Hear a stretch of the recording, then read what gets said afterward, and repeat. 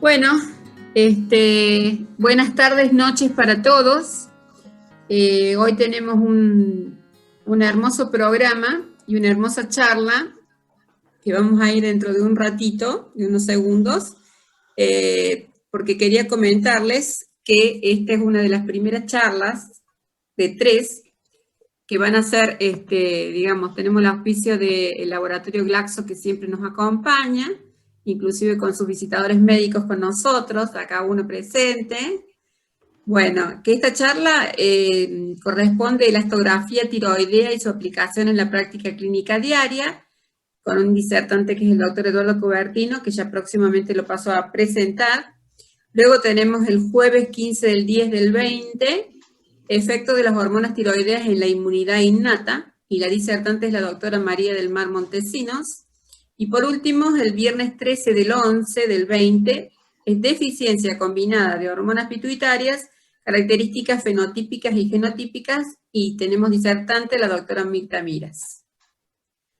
Bueno, la persona que hoy va a hablar de este tema que realmente es apasionante para los que somos endocrinólogos, además es una forma de ayudarnos a nosotros, ¿no es cierto?, con el diagnóstico y además con todas las imágenes que tenemos que ver y ser certeros en lo que estamos por decirle a un paciente.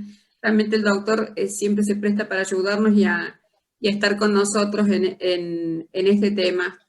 El doctor Eduardo Cubertino me ha dado un currículum muy, muy lindo, realmente. Quiere que lo presente como padre de familia, como médico cirujano, como posgrado en medicina interna y posgrado en oncología clínica, como médico en diagnóstico por imágenes, como jefe del servicio de ecografía general en el Hospital Nacional de Clínicas, como instructor docente en diagnóstico por imágenes de la Universidad Nacional de Córdoba, como profesor de la primera cátedra de diagnóstico de la Universidad Nacional de Córdoba, como profesor de maestría en diagnóstico vascular en la Universidad Católica de Córdoba, como profesor y relator de la Academia Internacional de Ultrasonido y Diagnóstico de los Estados Unidos, autor de publicaciones y trabajos científicos, miembro de la Fundación Facultad de Medicina en la Universidad FASTA y director médico del Centro de Estudios Ecográficos que él dirige. Bueno, yo quería comentarles que, bueno, que este es un año realmente bastante instructivo, pese a con todos los problemas que tenemos, ¿no es cierto?, por esta pandemia, estamos llenos de información y llenos de colaboración también. En este caso, la persona que va a coordinar esta charla científica, esta primera charla científica sobre tiroides, es la doctora Alejandra Jerez, es especialista en endocrinología y doctora en medicina. Es coordinadora del departamento de tiroides de CENCO y trabaja en el servicio de endocrinología y posgrado de la Universidad Nacional de Córdoba. Bueno, espero que podamos tener una hermosa charla y las preguntas, después Ale va a comentar cómo va a ser la dinámica, pero bueno, yo dejo de hablar para darle lugar a Alejandra. Gracias, Ale. Bueno, muchas gracias. Y bueno, agradecemos a Eduardo siempre la gentileza de participar. Él también es integrante del servicio del departamento de tiroides actual, así que bueno, él va a comenzar entonces, como decía Patricia, a darnos la charla sobre elastografía tiroidea y su aplicación en la práctica clínica. Y al final de la exposición podremos hacer las preguntas al doctor. Así que bueno, bienvenido Eduardo y damos comienzo entonces a la reunión. Bueno, gracias. Les voy a compartir la pantalla. Primero agradecerles muchísimo el poder compartir con ustedes el espacio, que siempre es bueno para enriquecernos mutuamente, porque yo aprendo mucho de ustedes cotidianamente. Así que, bueno, para venir a mostrarles esta herramienta nueva. Así que me tiro a la pileta, así avanzamos. Vamos a compartir la pantalla. Cualquier dificultad ustedes me van avisando. Yo tengo abierto. Voy a ampliar mi presentación. bueno, me pueden ir avisando cualquier dificultad que exista, porque yo solamente estoy viendo mi pantalla. Pero bueno, la idea de esta presentación es justamente mostrar un poquito el camino de la elastografía cervical. Ya ampliamos el campo de la ecografía, particularmente en la tiroides, y nos podemos ingresar a otros espacios particulares del cuello, como puede ser, para el caso concreto de ustedes, la tiroides y el ganglio, y también ya estamos trabajando sobre otros territorios, como las glándulas salivales, etcétera, que ya tenemos muchos parámetros muy interesantes. Pero la idea es tratar de mostrar un poco el camino en el espacio cervical y orientado fuertemente a la tarea clínica que ustedes hacen desde la patología tiroidea y paratiroidea. Bueno, este dato ustedes lo tienen.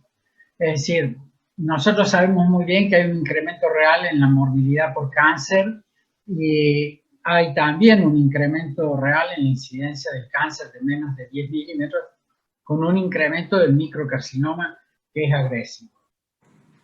Y sabemos también que a mayor volumen hay mayor riesgo acumulativo de cáncer. Pero bueno, surgen algunos aspectos que a veces pueden ser críticos, como esto que plantea la Organización Mundial de la Salud, que parece plantear que la presencia del cáncer es una utopía, ¿no? Que espontáneamente merece la respuesta de aquellos que están comprometidos con el paciente que es portador del cáncer y que son personas. Entonces, creo que este es un aspecto muy importante tenerlo en cuenta, en tanto y cuanto nosotros podemos hacer aportes desde la tecnología, la ciencia, esta experiencia clínica, pero estamos frente a personas concretas. Y entonces la enfermedad se va a expresar de una forma muy particular y estamos tratando de sumar herramientas con esta, que es de primera línea para el diagnóstico como la ecografía, sumarle datos a través de la elastografía. Entonces, la presencia del cáncer no es una fantasía en el mundo. Probablemente estemos encontrando más porque estamos trabajando de una manera más eficiente, porque estamos trabajando en equipo y porque probablemente también estén apareciendo situaciones particulares epigenéticas que se involucran decididamente para que la enfermedad esté presente de una manera más sensible. Ya conocemos muy bien, y no me voy a detener mucho en esto, respecto de que en nuestro estudio ecográfico evaluamos los pacientes que ustedes orientan porque son de alto riesgo con o sin clínica, o porque aparece una masa visible, un tumor súbito, o por la presencia de adenopatías cervicales, o bien en el contexto de endocrinopatías médicas, o bien un incidentaloma, como nos pasa con cierta frecuencia. Lo cierto es que nosotros, y ustedes conocen muy bien, que la herramienta ecográfica nos permite cualificar apropiadamente el volumen glandular, evaluar el reconocimiento de la enfermedad difusa y nodular, y en este caso efectuar la caracterización del nódulo tiroideo y también evaluar el territorio del linfático y el resto del cuello con un criterio de estadificación, de reestadificación, o si se quiere, de seguimiento. Entonces, en este sentido, ustedes conocen muy bien que impulsamos este protocolo, que es el protocolo TRATS, con el objetivo de definir un patrón, un algoritmo, digamos, de patrones ecográficos que nos ayuden a predecir el riesgo de malignidad. Y entonces, en este concepto, usamos este trípode diagnóstico, que es evaluar la ecoestructura interna de una lesión, evaluar la superficie de la lesión y el patrón vascular. Nosotros con estos tres elementos podemos aproximarnos a clasificar estos criterios, tratar de unificarlos como lo estamos haciendo y consensuar particularmente entre nosotros los imagenólogos, pero con ustedes también, para ver el verdadero impacto que puede tener una lesión focal en el cuello de un paciente.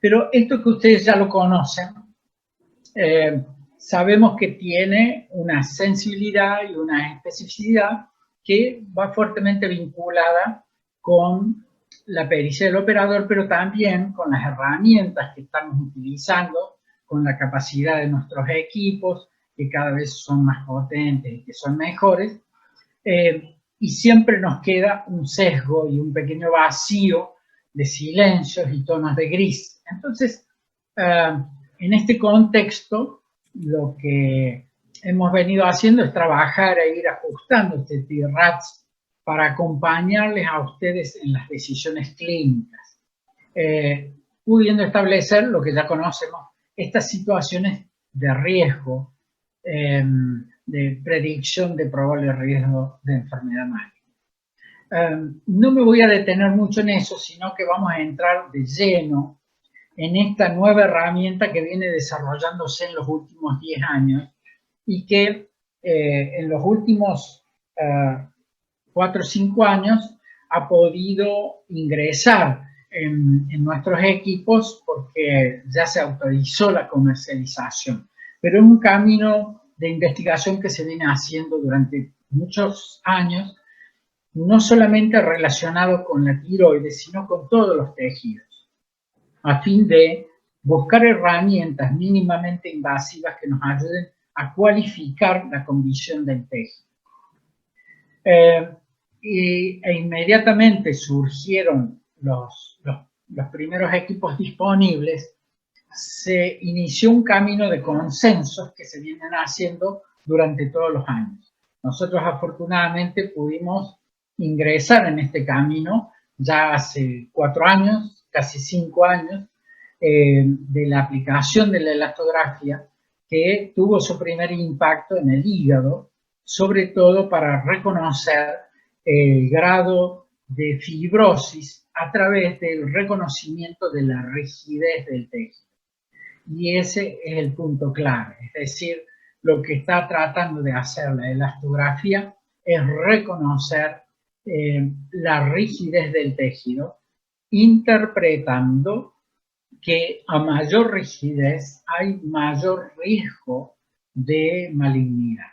Entonces se incorpora no solamente en el hígado, se incorpora en otros territorios, especialmente también en la mama, y por tener transductores de muy alta resolución, se incorpora dentro del esquema diagnóstico de la tiroides. Y entonces, en este contexto, sí podemos aplicar la elastografía, no solamente en enfermedad nodular, sino también aplicarla en la enfermedad difusa.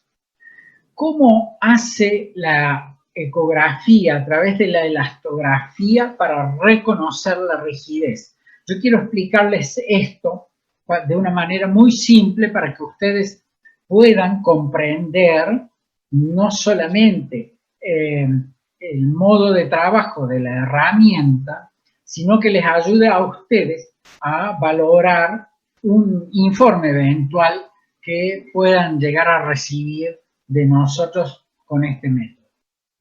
Nosotros tenemos esencialmente 2 herramientas elastográficas. 2.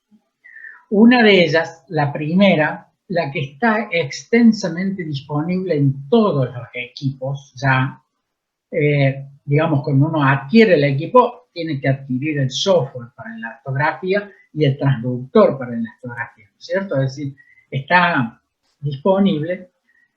Es esto que nosotros conocemos como elastografía de tensión o elastografía de compresión, que ustedes lo van a ver en los papers como strain elastografía. Es simplemente una maniobra, perdón, voy a poner el puntero, voy a poner el puntero para poder acompañar un poco la presentación. Elastografía de tensión o strain es simplemente una maniobra que hago con el transductor de comprimir y descomprimir sobre la tiroides o sobre una lesión focal. Es decir, es una herramienta cualitativa que va a depender de la calidad de la compresión que yo ejerza. ¿Qué es lo que estoy buscando? Estoy buscando la deformación, como si esto fuese una pelota de goma. Lo que estoy buscando es, mediante la compresión, deformarla. Esta deformación se puede conseguir de acuerdo al tipo de equipos que tengamos con este impulso, que puede ser el impulso externo, que es mi mano, o puede ser un impulso interno. Por ejemplo, hay un equipo que trabaja con el latido carotídeo transmitido. Entonces, bueno, es una técnica, pero lo que interpreta es justamente la deformación del tejido. Esto se llama elastografía de tensión o elastografía de compresión. Lo van a leer como strain. La otra herramienta que tenemos, que no está extensamente disponible en todos los equipos, es una herramienta de mucho peso, de mucho valor. ¿Por qué? Porque es cuantitativa y es objetiva, que se llama elastografía de corte o shear-wave elastografía. ¿Qué hace la elastografía de corte? El transductor mismo, apenas apoyándolo sobre la piel, inmediatamente lanza un shot sobre el territorio que nosotros queremos explorar, como si le estuviese tirando algo. En ese impacto, el tejido va a responder de una manera especial, como cuando nosotros tiramos, por ejemplo, una piedra en el agua y aparecen ondas perimetrales. Estas ondas son las que el mismo transductor va a leer a la velocidad a la que se trasladan estas ondas periféricas luego del impacto y las va a traducir en velocidad o en una herramienta que se llama kilopascales, que lee la velocidad a la cual se trasladan estas ondas. Y esto va a significar el grado de rigidez de acuerdo a la velocidad a la que se traslada. Entonces, mientras la traslación, la velocidad de traslación de estas ondas sea más alta, siempre suponemos que el tejido va a ser más rígido. Cuando la traslación de estas ondas es mucho más lenta, suponemos que el tejido va a ser más blando. Entonces, ¿cómo lo lee el equipo? El equipo es como que se mete dentro del nódulo, le tira una cizalla y lee la velocidad concreta. O sea, es una herramienta eminentemente objetiva. Esto es lo que se llama radiación por impulso acústico y se lee en kilopascales o en metros por segundo. Existe una técnica que es ciega, pero en realidad ya no se usa porque al poder incorporar la elastografía al modo B, podemos ver y cualificar el lugar en donde nosotros queremos y seleccionamos el impacto. Y esto es muy importante. Esto es lo que se llama elastografía dinámica o 2D shear-wave point. Yo ya les voy a mostrar porque es lo que nosotros hacemos. Y lo podemos informar, como les decía, en kilopascales o en metros por segundo. Entonces, les voy a tratar de explicar rápidamente las dos herramientas para que ustedes sepan cómo las podemos usar. ¿Son valiosas las dos? Son valiosas las dos. Miren, acá simplemente esto es parte de un metaanálisis en donde muestran que tienen relativamente buena sensibilidad y especificidad para poder acompañar al TIRRAT. Entonces, ¿cuáles son los objetivos? Establecer ciertamente el grado de elasticidad tisular para poder incorporar una herramienta más para diferenciar el benigno del maligno, que nos sirva para ajustar el TIRRAT, como yo ya les voy a mostrar recién. Si podemos tener un TIRRAT 4 y a lo mejor tener una PAF de TESDA 1 y lo usamos para esto, o para confirmar un TIRAT5, cuáles son las herramientas que podemos usar. Sin dudas, para evaluar el ganglio, nosotros ya tenemos hechas las líneas de corte para el ganglio, y también para reconocer con mucha rapidez la posibilidad de distinguir una paratiroides, no solamente dentro de la tiroides, sino fuera de ella o inmediatamente por detrás. Les voy a mostrar entonces, como en este caso, fíjense cómo se ve. En strain o elastografía de compresión, acá tenemos una tiroides normal, y yo al comprimir el tejido lo voy a ver con esta densidad regular, homogénea, en este tono intermedio de verdes. Si yo hago un disparo, es decir, mido, cuantifico objetivamente con shear weight o elastografía de corte, le digo al equipo que dispare y me genera un ROI color o una ventana del sitio que yo quiero explorar, y luego yo tiro dentro de ese espacio esta cizalla, el corte, y me va a traducir objetivamente la dureza, en este caso en kilopascales. Esto es de importancia porque podemos reconocer en este caso el tejido normal y también podemos reconocer el tejido enfermo. Por ejemplo, acá tienen tiroiditis de Hashimoto, que se ve con este moteado y este atigrado típico de pseudonodularidad por impregnación de islotes linfocíticos que generan esta irregularidad. Y fíjense cómo con elastografía de compresión y strain se observa con claridad las áreas de mayor laxitud, áreas de fibrosis, de rigidez, con este moteado y este atigrado. Exactamente lo mismo pasa con elastografía de corte, en donde vamos a ver justamente las áreas más laxas, con las áreas más fibrosas, áreas intensamente fibrosas, con cicatrices profundas, como en este caso, donde la rigidez va a ser diferente. Entonces les voy a hablar rápidamente de elastografía de compresión o strain, que es la que yo ejecuto con la mano, comprimiendo el nódulo. Entonces, ¿qué es lo que yo voy a obtener? Yo voy a obtener el score de rigidez, y la rigidez de las lesiones se van a expresar la deformación con un color distinto, con un color característico.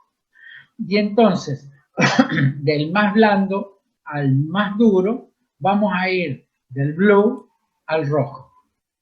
Originalmente, ustedes van a ver los papers más antiguos que están casi invertidos, incluso algunos solo usan del blanco al negro. Nosotros hoy podemos seleccionar el color de riesgo. En este caso, hay una fuerte tendencia en los últimos consensos mundiales para que el rojo sea el que expresa la mayor rigidez, ¿sí? Entonces, este dato es de peso.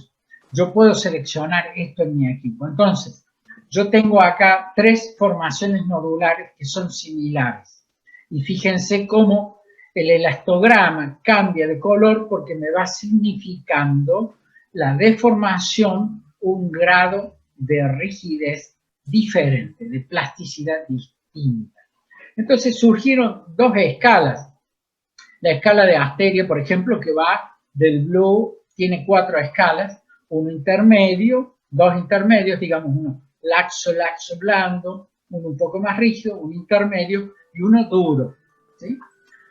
Bueno, lo cierto es que nosotros esto lo podemos caracterizar perfectamente.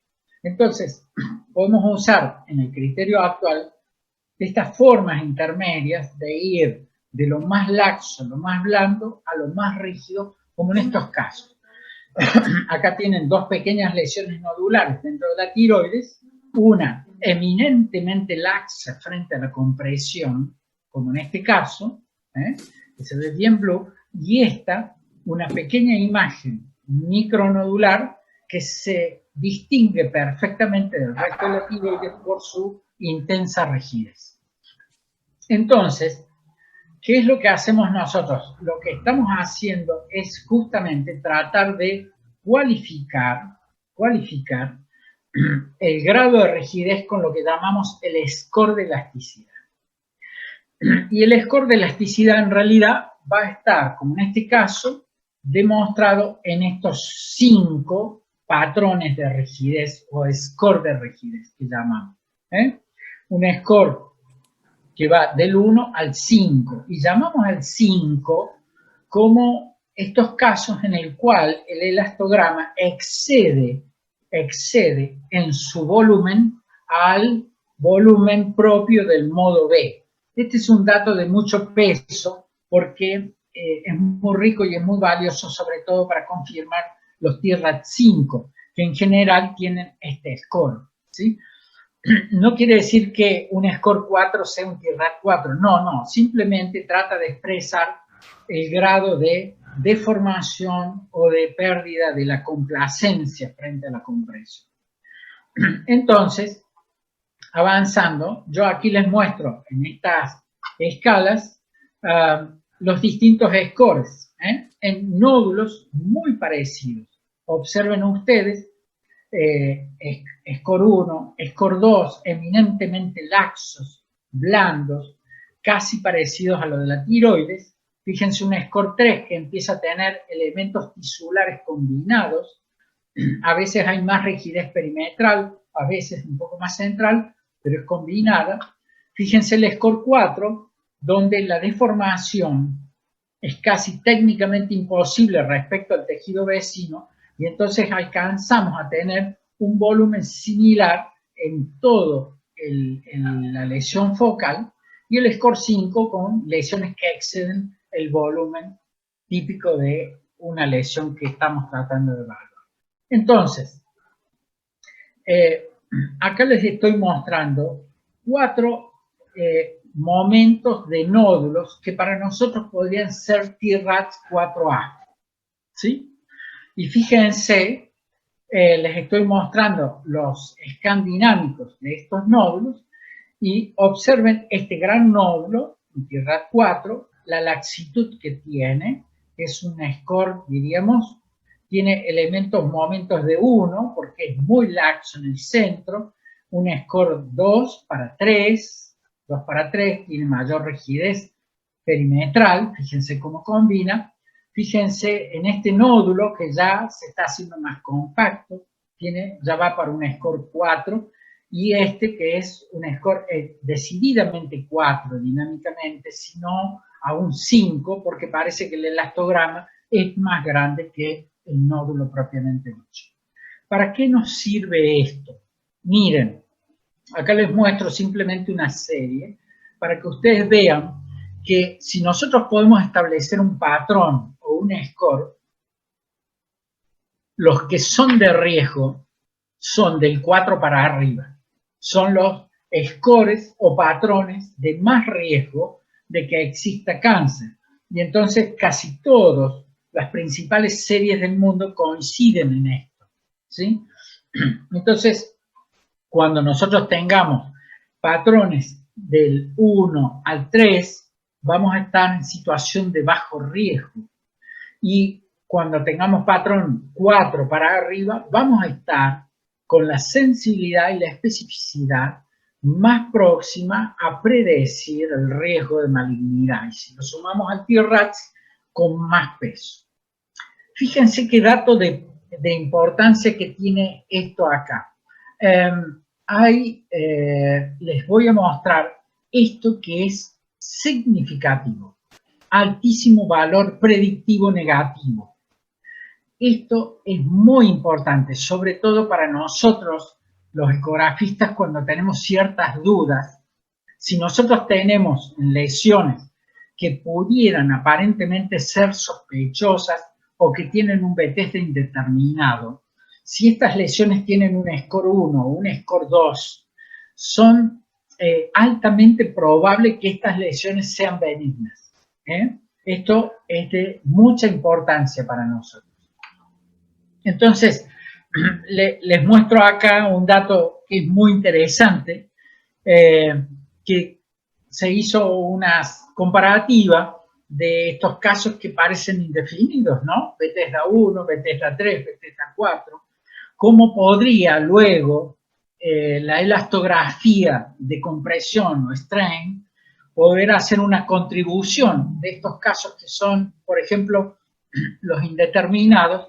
Y fíjense ustedes que de estos Bethesda, muestras no diagnósticas, que podrían ser estos Bethesda 1, encontramos con score 4 un porcentaje relativamente importante de estas lesiones que quedan indefinidas, o como estos casos en los que nosotros tenemos ya bastante experiencia, que son los Bethesda 3 y Bethesda 4, en los cuales casi el 25% podrían ser incorporados a través de la elastografía como lesiones con sospecha de malignidad, ¿sí?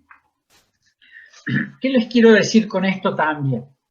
Que hay lesiones que tienen score 4 y que no son malignas, porque podrían ser adenomas foliculares, ¿sí? O podrían ser lesiones que aparecen de entrada como, les decía yo, un Bethesda 3, en este caso, pero este Bethesda 3, que para mí era un TRAP 4B, con esta escala y un Bethesda 3, se convierte en altamente sospechoso. Entonces, interactuando, nosotros vamos a poder definir y acompañarles a ustedes en la decisión clínica de una ablación quirúrgica o una nueva repunción. Esto sirve tanto para lesiones uninodulares y también para enfermedad multinodular, porque yo puedo tener un micronódulo como este. Observen ustedes que estoy comprimiendo con la mano. Miren qué bien que se distingue el nódulo del tejido tiroideo, como en este caso, ¿sí? Se distingue muy bien y vemos que son score 4. Estos son microcarcinomas. Pero se nos da también la oportunidad de estos casos de lesiones múltiples, que a veces llegan con macronódulos o micronódulos, y fíjense ustedes, acá tenemos lado derecho y lado izquierdo. Que si no sé, cuando yo hablo, aparecería yo. Entonces, les estoy mostrando acá lesiones multinodulares, el lado derecho y el lado izquierdo, con lesiones Bethesda 4 que son sospechosas. Avanzo. Si nosotros tenemos el score, hay alguien que tiene el micrófono prendido y está su perrito acompañando la plática, pero espero que no les afecte. A mí no me molesta, pero... no, sí, perdón, ¿no? Doctor, se llama Adriana, Adri tengo como nombre, por favor, silenciate, Adri. No hay ningún problema, a mí no me molesta, yo es simplemente por ustedes. En una de esas me están motivando, el perro me está saludando. ¿Qué podemos sacar además del score? Miren, como yo estoy validando la rigidez con una escala de color, puedo usar esta herramienta de manera semi-cuantitativa, aprovechándola, y hacemos lo que nosotros llamamos un elastograma, ¿sí? Hacemos la comparativa del elastograma y el modo B. Acá tenemos el elastograma y el modo B. Entonces, tomo la muestra de volumen. Si el elastograma es más grande que el modo B, como en este caso, esta es una serie muy interesante, tenemos una sensibilidad y una especificidad muy alta para el diagnóstico de malignidad. Y ustedes lo van a ver en los informes nuestros como ratio. Nosotros podemos hacer el ratio de volumen, el ratio del tamaño, simplemente mido el elastograma y mido en modo B. Fíjense la diferencia que hay. Esto sería un score 5. Entonces, esto nos confirmaría que en esta microlesión, que puede ser un 4A, yo la puedo pasar perfectamente a un TRAT 5, ajustándola, porque tiene un elastograma mayor. Entonces, si el modo B digamos, el modo elastográfico no excede al modo B, el riesgo es menor, pero bueno, no deja de tener. Otra herramienta que puedo usar es comparar la rigidez del nódulo con tejido tiroideo, en este caso. Es lo que se llama cociente de elasticidad. Entonces, este es un dato interesantísimo porque yo estoy tratando de juzgar de acuerdo a la densidad del color, comparándolo con un tejido que puede ser sano, entre comillas, la tiroides. Entonces, ¿qué es lo que yo voy a hacer? Mido en tiroides, por ejemplo, en este caso, y mido el nódulo, ¿sí? Entonces hago cociente entre el nódulo y el tejido tiroideo. Fíjense ustedes que hay distintas líneas de corte porque los equipos leen de manera distinta. Otra opción, acá normalmente, en los equipos que nosotros tenemos, los elastogramas, cuando el corte es mayor de 4, es de alto riesgo. Pero a mí el que más me gusta es el cociente, no entre nódulo y tejido tiroideo, porque a veces el tejido tiroideo está enfermo, por ejemplo con tiroiditis. A mí lo que me gusta mucho es aplicar con el músculo es mucho más estable, es muy regular en casi todos los pacientes, y entonces al poder hacer la comparativa músculo-nódulo, entonces sacamos este score. Cuando comparamos con tejido tiroideo, si sabemos que el tejido tiroideo es sano, la línea de corte es 4. Si lo hacemos con músculo, la línea de corte es 2,1. Entonces, si decimos que un nódulo es 4 veces más rígido que el tejido tiroideo, es un nódulo que entra en situación de riesgo como este, que tiene 5,2 veces más rigidez que el tejido tiroideo normal. Esto también lo van a ver ustedes en los informes nuestros. Entonces, ¿cuál es el dato de peso acá? Nosotros tenemos que sumar el modo B, el Doppler, es decir, sumar lo que hacemos con TIRADS, sumarlo a elastografía de compresión o strain, ¿sí? Y entonces, si nosotros lo podemos sumar, aumentamos notablemente la sensibilidad. Fíjense, nos vamos, como en esta serie, casi al 100%. Yo por ahí les desconfío mucho cuando se acercan tanto a la verdad de la histopatología. Pero bueno, en una serie está real y está planteada. Pero miren el dato de importancia. Muy alto valor predictivo negativo. Es decir, yo acá tengo una gran lesión nodular en una tiroides, que tiene probablemente una buena cápsula y un score para un TIRAD 4. ¿Por qué? Porque tengo una red vascular perimetral, múltiples vasos subcapsulares regulares, pero fíjense que es una lesión eminentemente laxa y blanda. Y acá tengo una microlesión que tiene aspectos heterogéneos y no homogéneos, con áreas más ecogénicas que parecen cálcicas, y no le veo la cápsula completa, y veo vascularidad irregular perimetral. Y fíjense que tiene un elastograma que por lo menos tiene un score 4. Entonces, frente a esto, yo sensibilizo notablemente la estrategia del TIRADS. ¿De acuerdo? Bien. Pasemos ahora a la otra herramienta, que se llama elastografía de corte, que ustedes van a ver que nosotros les informamos con un número la rigidez. Entonces, quiero que les quede claro. Elastografía de compresión o strain se define a través de los scores, ¿sí? El score color lo único que hace es indicar el grado de deformación por la pérdida de plasticidad que pueda tener ese nódulo. Y va del score 1 al 5. Si tenemos del 4 en adelante, va a entrar en una zona de riesgo. Vamos ahora a la elastografía de corte. ¿Qué hago yo con el equipo? Yo tiro una ventana y le digo al equipo, quiero que leas aquí, dentro de esta ventana o dentro de este roll color.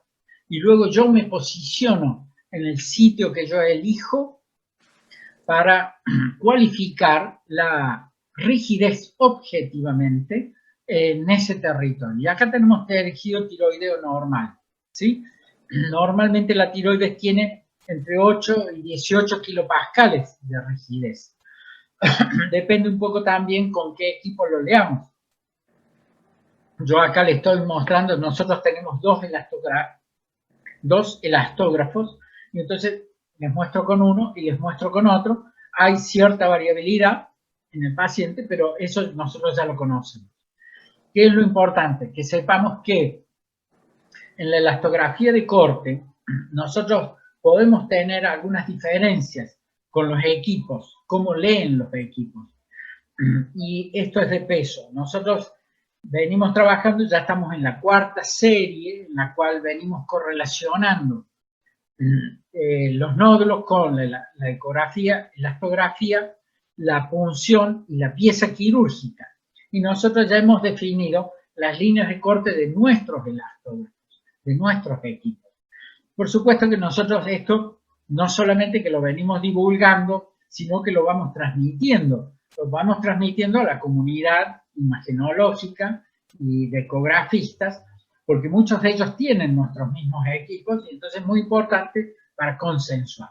Entonces, la primera serie nosotros la hicimos en el año 2016, con nuestro primer elastógrafo y la línea de corte nuestro de 22 kilopascales, con una buena sensibilidad y una buena especificidad, que probablemente no sea tan alta como en otras series, pero yo ya les voy a explicar por qué no es tan alta. Pero en los elastógrafos nuestros pudimos conseguir eso. Y tenemos otro elastógrafo nuevo en el cual generamos líneas de corte también, con las que estamos trabajando con distintos equipos en distintas partes del mundo para consensuar la línea de corte que tenemos 25 kilopascales. ¿Y qué les muestro? Les muestro esto, simplemente. Dos lesiones nodulares, que serían TIRAD 4, seguro, un 4A por lo menos, porque no tienen calcificaciones, tienen un patrón neoplásico simple, discretamente hipoecoicos, muy homogéneas, con cápsula. Acá la tienen a la otra. Y fíjense, yo le estoy haciendo acá el elastograma por línea de corte, hago el ROI dentro del nódulo y leo específicamente. Y fíjense ustedes, es totalmente blue, blando, blando, blando, y me tira 8 kilopascales. Y esta lesión, muy parecida a esa, tiene un strain, una elastografía de compresión que tiene un score 4, y cuando yo hago la elastografía por línea de corte tiene 30 kilopascales. ¿Qué significa esto? Que si es una lesión 4A que me confirma el score del elastograma de compresión que está en una zona de riesgo y en el corte muestra mayor rigidez, tiene posibilidades de que entre el 80 y 85% este nódulo tenga tisularmente comportamiento inestable y sea maligno. Bien, y yo les decía, esto sirve para el macronódulo y para el micronódulo. Sin duda que cuando la lesión es muy pequeñita, menos de 3 milímetros, para nosotros es más difícil. Pero esto es muy importante porque volvemos a exaltar nuevamente la cuestión del volumen. El volumen a veces nos lleva a definir la punción de una lesión nodular. Y yo insisto con esto, en que el ecografista antes de la punción tiene que rastrear la glándula y tiene que hacer una contribución para tomar una buena decisión de qué rastrear, cómo rastrear con la aguja para poder ayudarles a ustedes decididamente. Entonces, estos macronódulos son directamente laxos y blandos. Fíjense, tiene 5 kilopascales, 4 kilopascales, un macronódulo.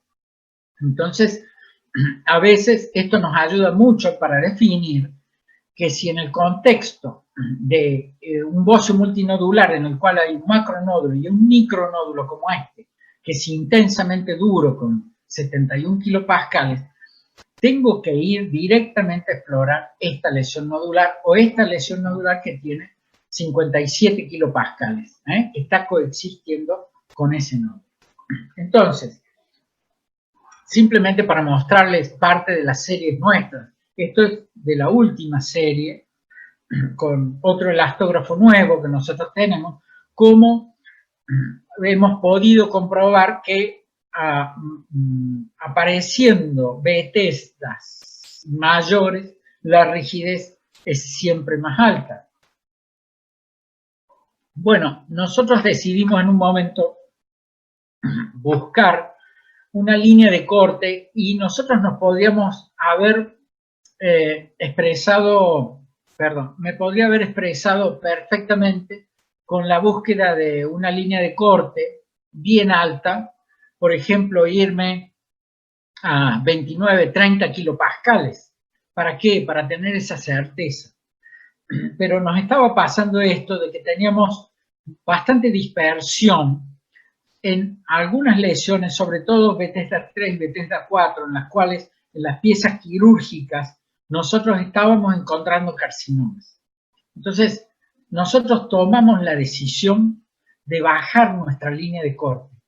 Bajar nuestra línea de corte para poder ayudarles a ustedes a encontrar el cáncer en estas zonas de grises, estas zonas indefinidas. Entonces, bueno, fíjense que nosotros tenemos Bethesda 3 y Bethesda 4 entre 21 y 24 kilopascales. Entonces, este dato es un dato de mucho peso. Acá les estoy mostrando esto que es parte de una serie nuestra en la cual, fíjense que en microlesiones, en lesiones entre 1 y 1,5 centímetros y lesiones de más de 1 centímetro a 2 centímetros, a pesar del volumen, siempre se mantienen blandos. Pero fíjense que en las lesiones malignas, a medida que aumenta el volumen de la lesión, aumenta la rigidez. Este es un dato también muy interesante y de mucho peso. Entonces, acá les estoy mostrando, por ejemplo, las series de 2 elastógrafos nuestros, donde pudimos encontrar las líneas de corte para decir, con este equipo vamos a informar 22 kilopascales y con este equipo la línea de corte nuestro es 25 kilopascales. Lo vamos a incorporar en nuestro informe y lo vamos a incorporar en el algoritmo TRAS. Y entonces, allí conseguimos una sensibilidad y una especificidad relativamente aceptable. Relativamente aceptable. Fíjense acá cómo nosotros vemos en los Bethesda 2 bien agrupados en una línea, y los Bethesda 5 cómo se nos empiezan a ir por encima de los 22, 25 kilopascales. ¿Sí? Bueno, acá tienen parte de las medias que nosotros hemos ido encontrando. Bueno, para ir cerrando les muestro algunos casos clínicos, simplemente, para que ustedes vean cómo lo podemos aplicar de manera práctica. Acá tenemos una lesión focal, un nódulo sólido, bien compacto, discretamente cogénico con cápsula, y hacemos el elastograma de compresión y tiene un score 3. Tiene laxitud central, no alcanza el rojo intenso, tiene una densidad intermedia, entonces puede ser un score 3 y yo con elastografía de corte estoy viendo que es eminentemente laxo. Entonces esta lesión es una lesión que tiene un riesgo bajo. Yo podría ponerle un tierra 3 porque podría ser voluminosa, pero el riesgo que tiene es bajo. Acá tienen otro caso de una gran tiroides con nódulos muy grandes, gigantescos, ¿sí?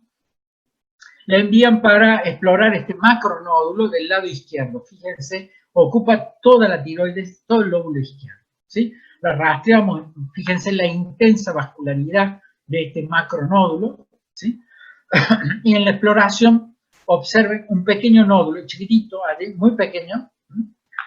Lo exploramos con el Doppler. Es un nódulo discretamente hipoecoico, tiene polos vasculares, ¿eh? Y la exploración elastográfica nos dice que el macronódulo tiene 5 kilopascales y el micronódulo tiene 82 kilopascales. ¿Qué hicimos? Los exploramos los dos. Esto fue un Bethesda 2 y esto fue un Bethesda 5, ¿sí? Entonces, en el acto pudimos tamizar esto. Este es otro caso de una tiroiditis. La tiroiditis nos genera muchos problemas. La elastografía nos está ayudando a dirimir en estos casos en los cuales encontramos estas lesiones nodulares, en este caso una lesión discretamente ecogénica que parece muy homogénea, pero siempre tenemos nuestros grados de sospecha. Bueno, fíjense, tiene una rigidez borderline, estamos en 21 kilopascales. Estoy usando otra herramienta que también la tenemos en nuestro equipo, que es tirar un punto allí como si yo estuviera cortando. Tiene 21 kilopascales, yo lo confirmo. Es decir, es una lesión que no entró, a pesar de su tiroiditis del nódulo, en una condición de alto riesgo, ¿sí? La PAF fue un Bethesda 2. Miren, este es un varón de 27 años que se toca el cuello y se toca esta pequeña lesión que hay acá, que era un ganglio, es un ganglio, pero es un ganglio que ha perdido su arquitectura, tiene microinclusiones de apariencia cálcica, que fíjense la vascularidad errática que tiene. Y nosotros, con el elastograma, nosotros ahí hicimos la línea de corte para nuestros equipos para evaluar los ganglios enfermos, y los ganglios sospechosos. Y acá tiene, fíjense en el elastograma, el cociente de rigidez del ganglio respecto del músculo es mucho más alto, tiene 4.3. Es distinto a lo del ganglio de la tiroides, pero para nosotros nos sirve mucho. Tiene una rigidez de 28 kilopascales. Esto es el doble de lo que correspondería a un ganglio normal. Un ganglio normal en los elastógrafos nuestros no excede los 19 kilopascales. Es decir, cuando vimos este ganglio dijimos, está pasando algo en la tiroides. Sí, y acá estaba, miren, un nódulo dentro de la tiroides con vascularidad errática. Fíjense el score de compresión, un score 4, y miren la rigidez cuando hacemos elastografía de corte, 44 kilopascales. Y esto confirmaba que este nódulo era el maligno que estaba dando pie a este ganglio metastásico. Este caso de una mujer embarazada de 28 años con un nódulo solitario, pequeñito, acá lo tienen, hipoecoico, fíjense que se pierde la cápsula, no la tiene, pero es un micronódulo, tiene polos vasculares, adentro casi no tiene vasos, o sea que este nódulo es un 4A porque es sospechoso. Este nódulo es sospechoso porque le falta cápsula, es muy hipoecoico y tiene polos vasculares irregulares. El elastograma, fíjense, dicen que es un score 4 y si no 5. Y al corte se muestra con mucha laxitud central. Fíjense que tiene 15 kilopascales, pero tiene una característica muy especial. Tiene como un halo perimetral rígido. Bueno, este es un dato también de mucho peso, que nosotros lo hemos podido cualificar en estas microlesiones bien hipoecoicas con polos vasculares. Fíjense, score elastográfico de compresión que es tipo 4-5, en el cual nosotros en el roll color de la elastografía de corte vemos hiperlaxitud central con un anillo perimetral intensamente rígido, duro, como si fuese la desmoplasia del cáncer de mama, ¿sí? Acá lo tienen, miren. Este es otro nódulo, un micronódulo, un score 4. Fíjense, laxo con un halo perimetral intensamente rígido. Bueno, cuando empezamos a ver las piezas quirúrgicas y estos datos, nos encontramos con que nosotros teníamos microcarcinomas, que acá los tienen, tienen macro lesiones, pero tenemos microcarcinomas que están por debajo de 25 kilopascales. Entonces, son estos microcarcinomas que nosotros tenemos acá, ¿sí? Estos son los microcarcinomas. Es decir, esto es lo que nosotros llamamos incongruencia elastográfica. Esto es muy importante porque permite fusionar el modo B con el elastograma. Demostramos un nódulo en modo B ciertamente sospechoso con una elastografía de compresión por strain con un elastograma sospechoso y con este vacío que se da en muchos microcarcinomas. Tenemos casi el 30% de los microcarcinomas con este patrón. Lo que estamos trabajando ahora es si este patrón se puede asociar con el riesgo de persistencia de enfermedad, el riesgo de agresividad. ¿Por qué? Porque nos está diciendo que acá hay muy poco estroma rígido, hay muy poco tejido fibroso, hay hipercelularidad. Entonces, acá tienen otro micronódulo muy pequeñito que a la compresión parece no tener plasticidad, pero fíjense que es bien laxo con un anillo perimetral duro, ¿sí? Bien, miren, un micronódulo, fíjense el tamaño, tiene 5 milímetros, 5 milímetros. No tiene ni un vaso adentro. Pero miren el elastograma, y acá tiene 33 kilopascales. Bien, entonces, ¿podemos ver estos micronódulos? Sí. Un nódulo del lado derecho, un nódulo del lado izquierdo, miren. Fíjense un nódulo, fíjense el otro. Miren, elastogramas, score 4 para micronódulos nos confirma este TIRATS 4A, 4B a un 5. ¿Sí? Acá lo tienen. Pero miren, el elastograma por línea de corte, ¿sí? Nos muestra que es hiperlaxo, pero tiene un anillo perimetral duro. Nos confirma que estos dos son microcarcinomas. Y los informamos así. Bueno, esto es parte de la experiencia que nosotros hemos hecho también, ¿sí? Nos encontramos con estas lesiones. Esta lesión en el corte longitudinal ven informada dentro de la tiroides como un nódulo hipoecoico TIRAT 4. Y entonces nosotros lo vemos y parece despegado de la tiroides. Acá está detrás del lóbulo izquierdo, está la carótida, como si se imaginara. Y cuando le vemos el patrón vascular, tiene un patrón vascular muy típico, que tiene muchos vasos perimetrales y un eje vascular central. Y el elastograma siempre lo mostró más blando que la tiroides, mucho más blando. Acá tienen el nódulo, que es el amarillo, mucho más blando que la tiroides, que es verde. Y al corte es hiperblando, hiperlaxo, más blando y más laxo que la tiroides. Y esto nos confirma que esto es una paratiroide, esto no es un nódulo tiroideo. Y este es un dato de mucho valor. Nosotros ya tenemos en la serie muchos casos de enfermedad paratiroidea que lo cualificamos de esta manera. El adenoma paratiroideo siempre es más blando que la tiroides normal, siempre más blando, más laxo, y tiene una rigidez que normalmente va entre 8 y 12, 13 kilopascales. Más de eso no va. Esto nos ayuda mucho a distinguir el adenoma paratiroideo, sobre todo el intranodular.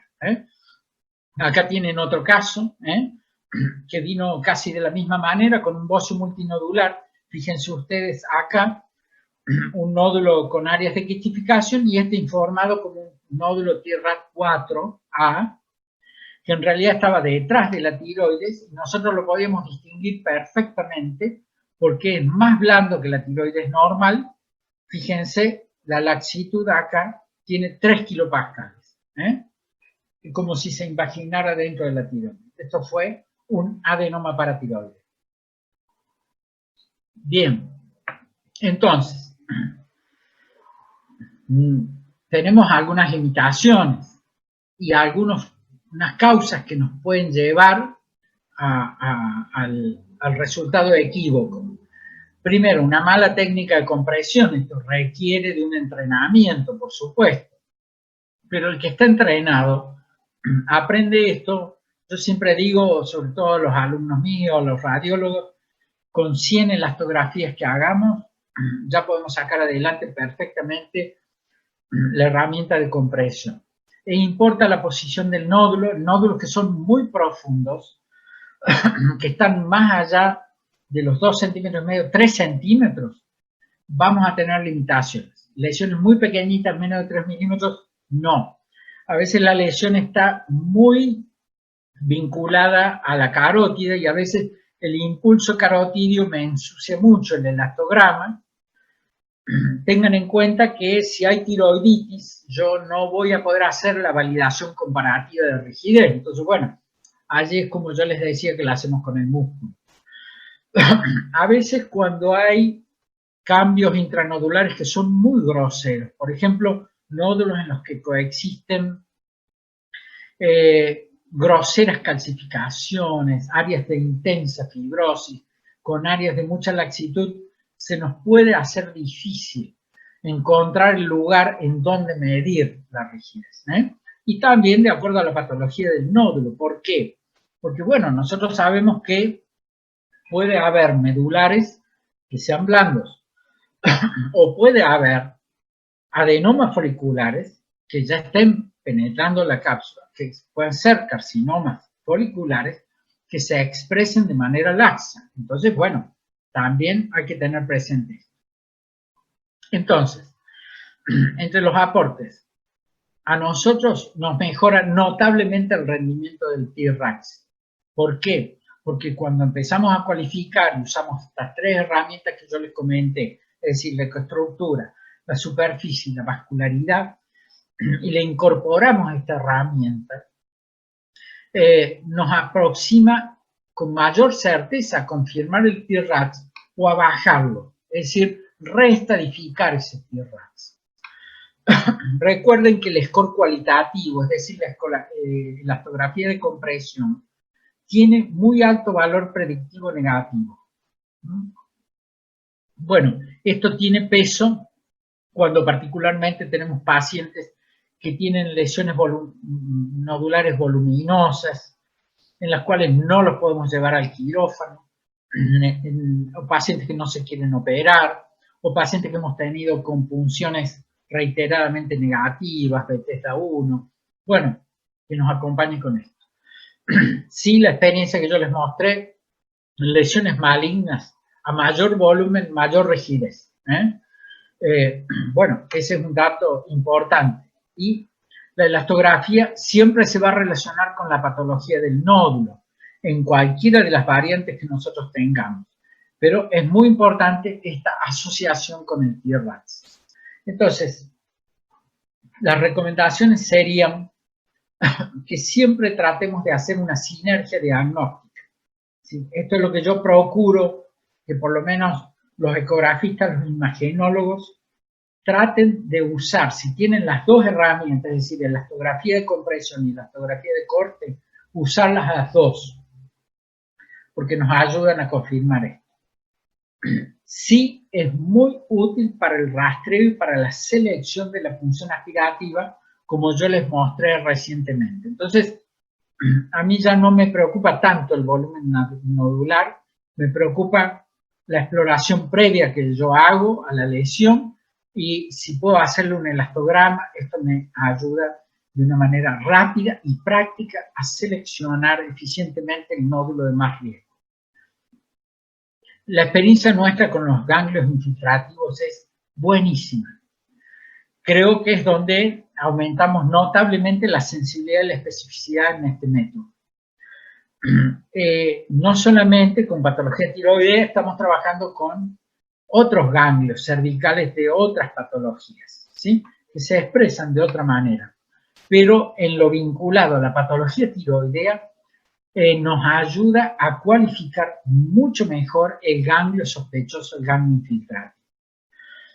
Y estos casos, en los tonos de gris, en los cuales les hace vacilar a ustedes respecto de la paratiroides por esta encrucijada de una PTH borderline y a veces un centello que no tiene toda la precisión que hubiéramos esperado, o en la búsqueda de esta paratiroides que sabemos que puede estar en algún lugar, aunque sea ectópica, nos está haciendo de extrema utilidad.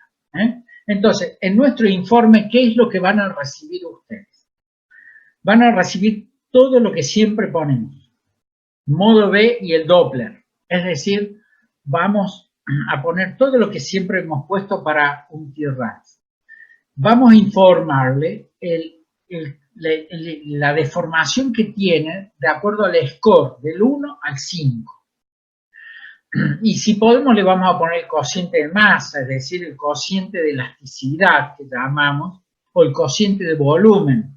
Cociente de volumen respecto al volumen del modo B respecto del elastograma y el cociente de elasticidad respecto del tejido tiroideo o del músculo. A nosotros nos sirve, se lo vamos a poner en el informe. Y vamos a poner también la rigidez en kilopascales, porque esto nos está sirviendo para seguir a los nódulos. A veces ya estamos haciendo en forma seriada la elastografía. Entonces vamos viendo el comportamiento elastográfico del nódulo. El nódulo puede ir perdiendo rigidez si lo tratamos de una manera, o podría ir ganando rigidez a pesar del tratamiento o la espera que le podemos hacer. Y entonces esto nos puede ir hablando de que podemos ir caminando al seguimiento a largo plazo en estos pacientes que tienen lesión nodular.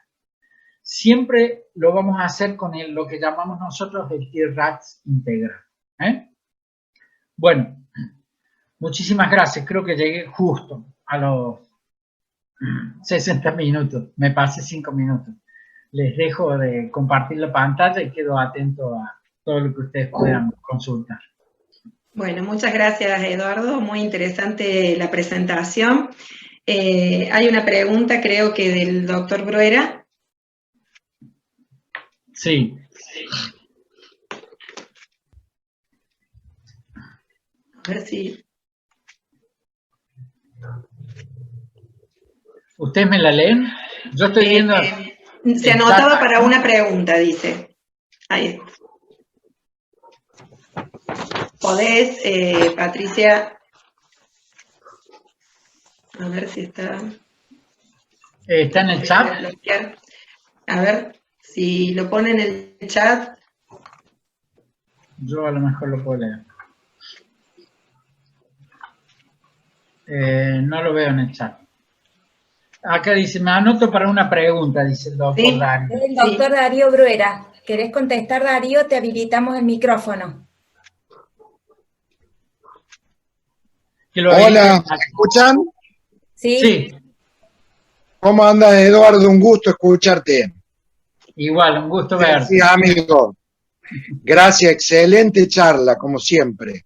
Bueno, mira, se me ocurre preguntarte, sabemos que la ecografía en general y la de tiroides en particular siempre ha sido el paradigma del estudio, digamos, operador dependiente, ¿no?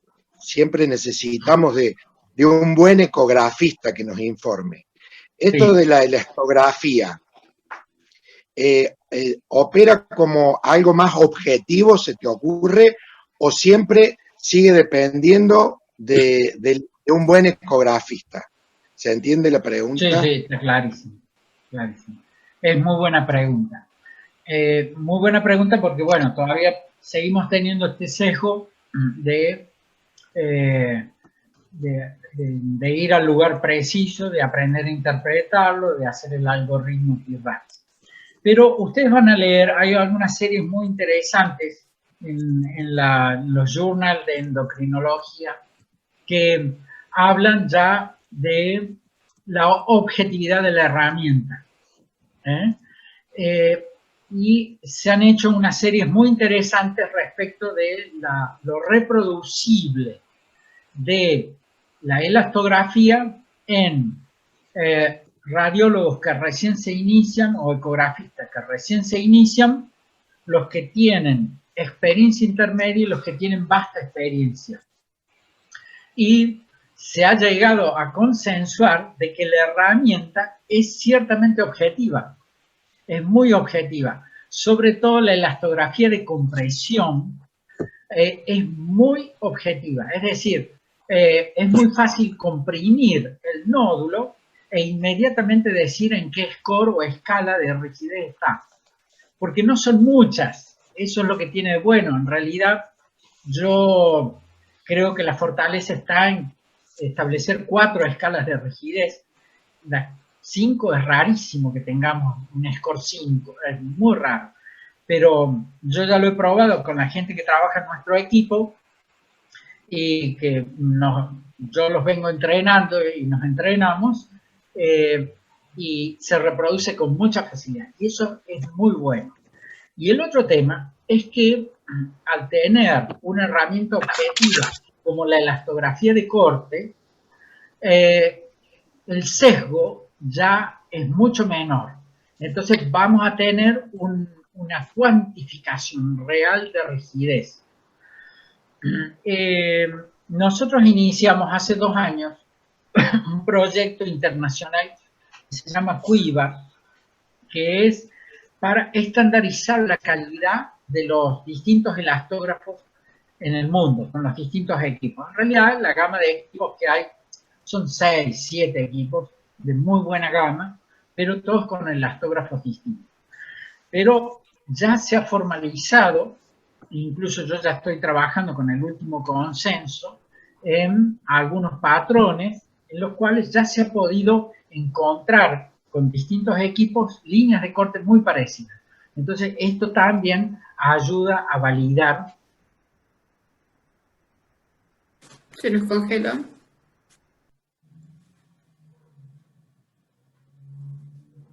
Me congelé yo.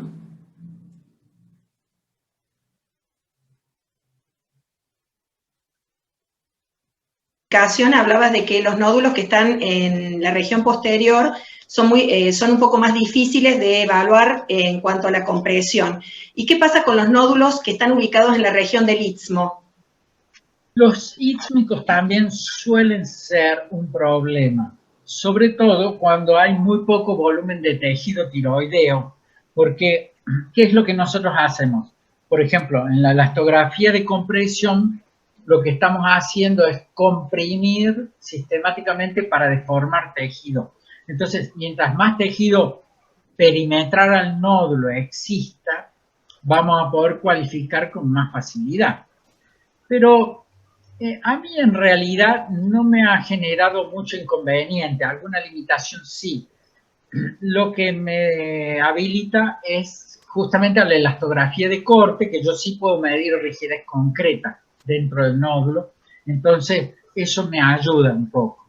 Pero es cierto que cuando hay istmos que son muy delgaditos, muy finos, con muy poco tejido, vamos a tener esta limitación porque no tenemos el tejido periférico para deformar y para cuantificar comparativamente.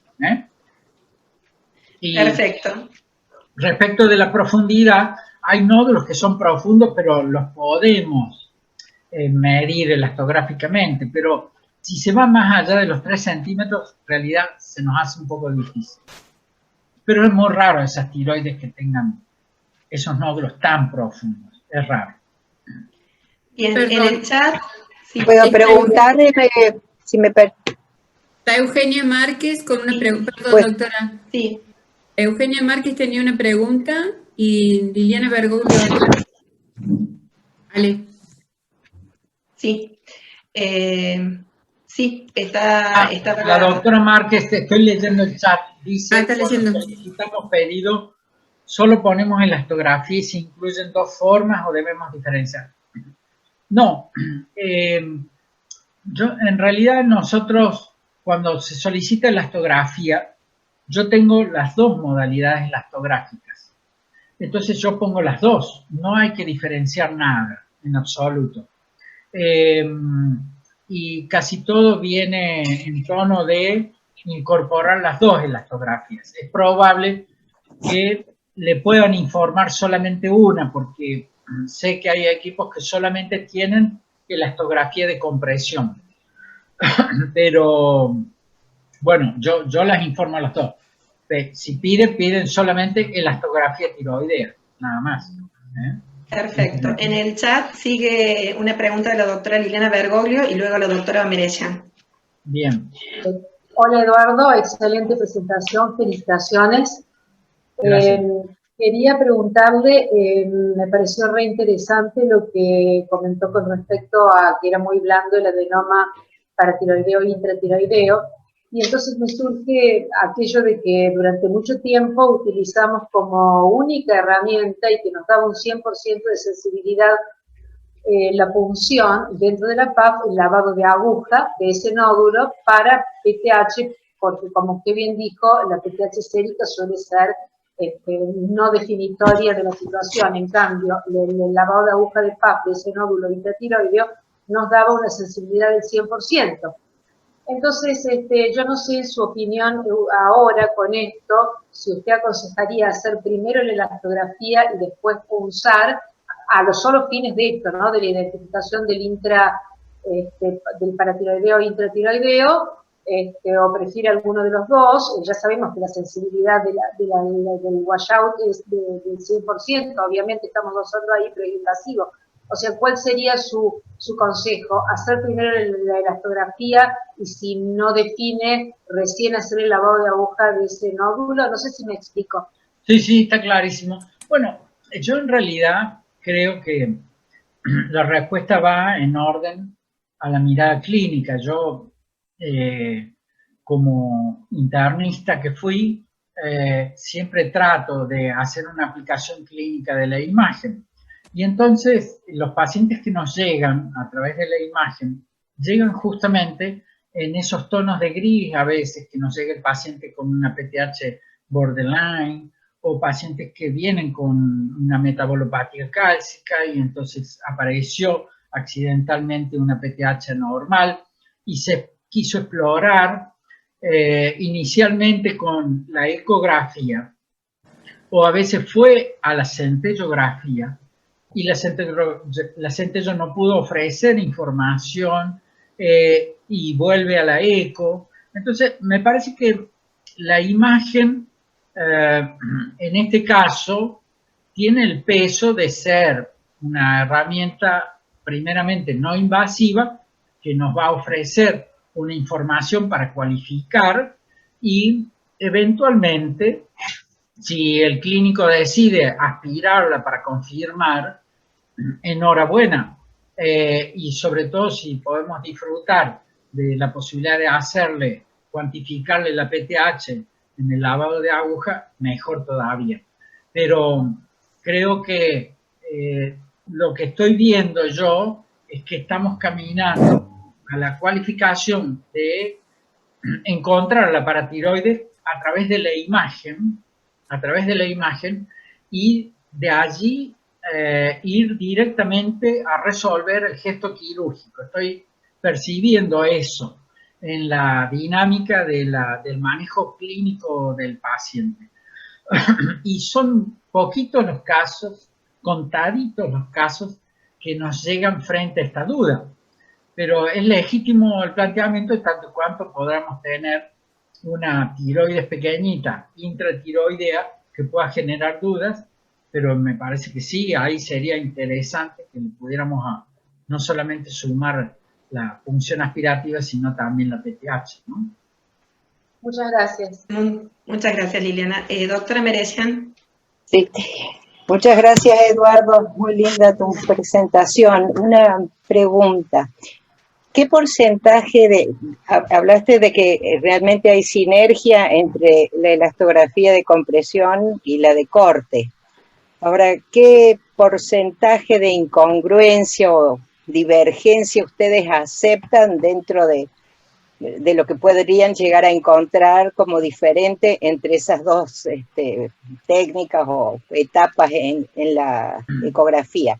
Y por otro lado, también, ¿qué porcentaje de incongruencia, no sé si es justa la palabra, pero como vos la mencionaste así, o divergencia entre un Bethesda y la elastografía? No sé si me expliqué. Sí. Porque mostraste bueno, algunas Bueno, por 4 sí. que eran adenomas foliculares y Bethesda 3, ¿no es cierto? Claro, Sí. estamos ¿Qué trabajando. porcentaje de incongruencia se aceptaría, Bueno, digamos? Bueno, esa palabrita que yo uso, una palabrita que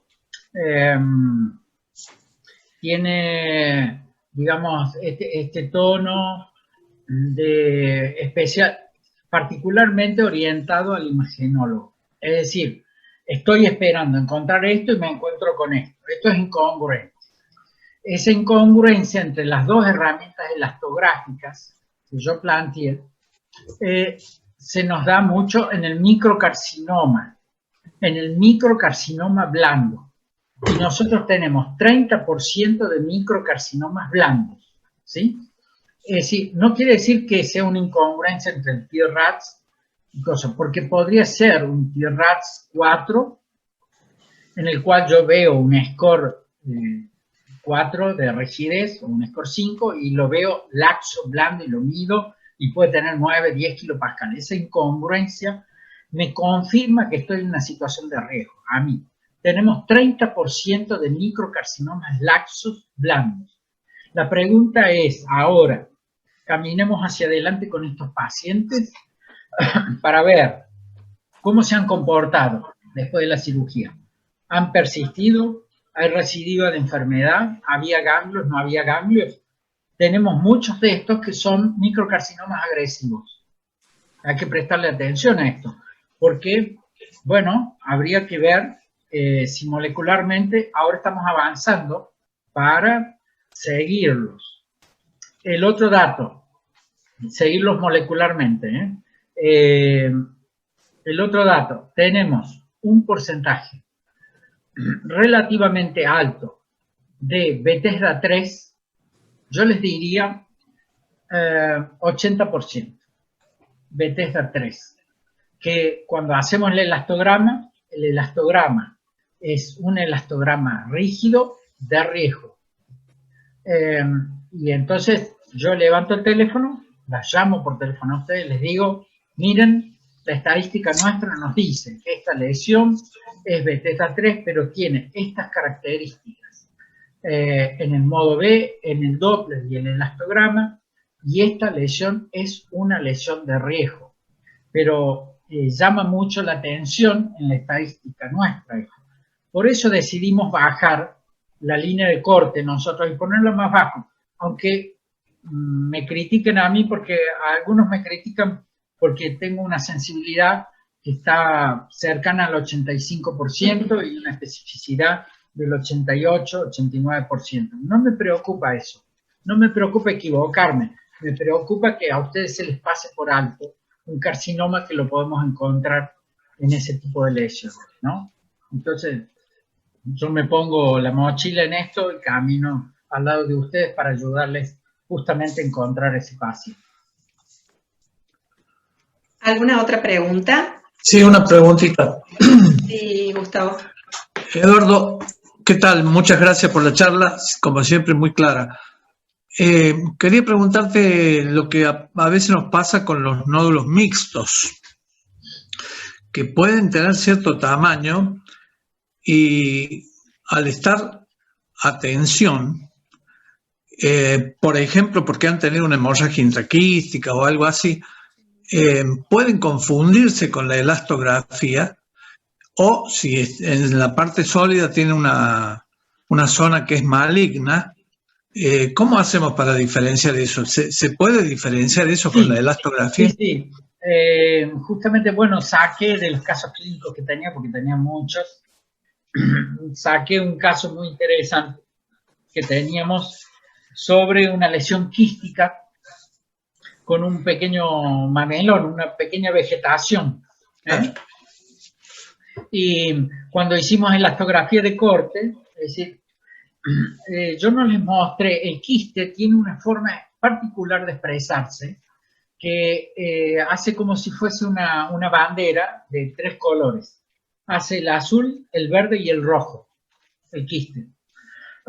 En general se expresa siempre así, por más que esté a tensión. ¿Se puede expresar rojo? solamente que tenga adentro un exudado de muy alta densidad, pero eso en la tiroides es rarísimo. Claro. Rarísimo. Pasa en la mama, pero en la tiroides es rarísimo. Pero sí hemos encontrado pequeñas lesiones papilares dentro de lesiones quísticas que son rígidas con la elastografía de corte. Nos pasó un caso muy interesante con una paciente que venía a explorarse para una PAF y le encontramos un quiste del tirogloso. Un quiste del tirogloso. Cuando le hicimos el elastograma, esa fue la paciente que saqué de los casos clínicos, le hicimos el elastograma, había una pequeña verruga dentro del quiste del tirogloso, tenía 140 kilopascales. Entonces dijimos, wow, acá pasó algo. Y lo exploramos al quiste del tirogloso y era un microcarcinoma dentro del quiste del tirogloso. O sea que la elastografía de corte puede distinguir esas áreas que son más rígidas, más duras, más intensas. Perfecto. Gracias. Bien.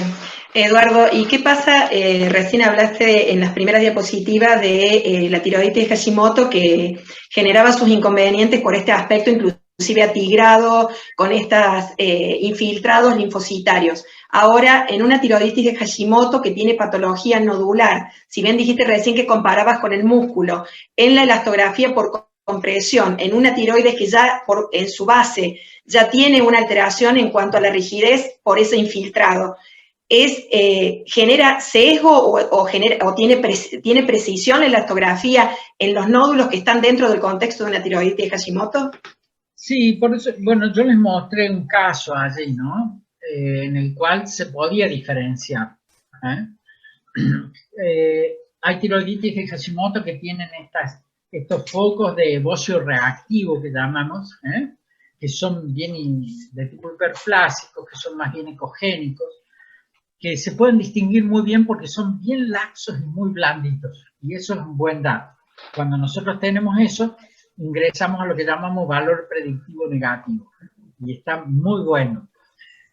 Porque, bueno, podría haber un papilar que sea ecogénico, no necesariamente hipoecoico. Y eso nos ayuda mucho. Cuando son bien hipoecoicos, muy hipoecoicos, cuesta más. Hay que cambiar la posición del cuello, preocuparse, hacer el corte longitudinal, el corte transversal, y en vez de llevarnos 10 minutos, tal vez nos lleve 15, 20 minutos. Pero bueno, lo hacemos. Pero si lo hacemos con cuidado, nos ofrece información. Por supuesto que vamos a tener esa limitación de tener una glándula dura y rígida, y va a ser difícil de comparar. Pero en general se está expresando de manera posible. Bien, ¿alguna otra pregunta? Veo en el chat. Sí, hay felicitaciones, Eduardo, por tu presentación. Bueno, yo les agradezco muchísimo el haber podido compartir con ustedes esto. Ustedes saben que yo soy un inquieto por acompañarles, por ayudarles y por siempre andar buscando estos caminos que nos ayuden con nuestros pacientes para que podamos hacer mejores diagnósticos, que ustedes los puedan manejar siempre bien. Entonces a mí me gusta mucho que poder compartirlo con ustedes, que sigamos trabajando en equipo, que podamos seguir construyendo estos desafíos juntos y enriqueciendo la endocrinología de Córdoba, que me parece que es lo mejor. Bueno, muchísimas gracias, doctor. Gracias, Eduardo. Muchas gracias a todos. Excelente. Bueno, excelente. Muchas gracias. Muchas gracias. Damos por finalizado la charla. Chao.